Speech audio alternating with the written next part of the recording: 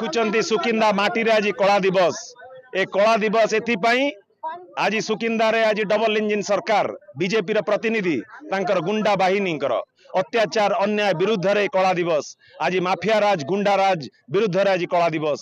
ଆଜି ପ୍ରଥମ ଭେଟି ଦେଲା ବିଜେପି ଆଜି ପ୍ରତିନିଧି ଆଜି ଏଠି ଯେ ନିର୍ବାଚିତ ହେଲେ ଜୁନ 4 ତାରିଖରେ ପ୍ରଥମ ଭେଟି ଦେଲେ ଗୋଟିଏ ଶ୍ରମିକ ଭାଇ କି ଜୁନ 6 ତାରିଖ 2024 ରେ ମରଣାତ୍ମକ ଆକ୍ରମଣ କଲେ, ଲହୁଲୁହାଣ କଲେ, ରକ୍ତାକ୍ତ କରିଦେଲେ, ଜୀବନରେ ମାରିଦେବା ପାଇଁ ଉଦ୍ୟମ କଲେ।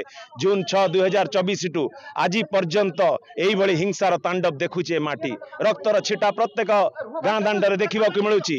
ଏ ଯୋଉ ଅସ୍ଥିରତା ଦେଖା ଦେଇଛି, ଏ ଯୋଉ ଅରାଜକତା ଦେଖା ଦେଇଛି, ଏ ଅନ୍ୟାୟ ବିରୁଦ୍ଧରେ ଆଜି କଳା ଦିବସ। ଆଜି जनअसंतोष देखुंत आज राजरास्तार आज ओह्लई आसछंती। बंधुगण ये ट्रेलर मात्र, ये जन आंदोलन आगामी दिन में आहरी विराट आकार नब। ये भुवनेश्वर पर्यंत ये आंदोलन व्यापीब, ए पछघुंचा दबार ना। कथा कहीं कहबा टीचर्स मान कथा कहतु, सांबादिक मान कथा कहतु, माँ भौणी असम्मान कथा कहतु, सबु क्षेत्र में गोटे राजनैतिक आक्रोश रखी बीजेपी कर्मी माने आमर लोक मानक आक्रमण कले।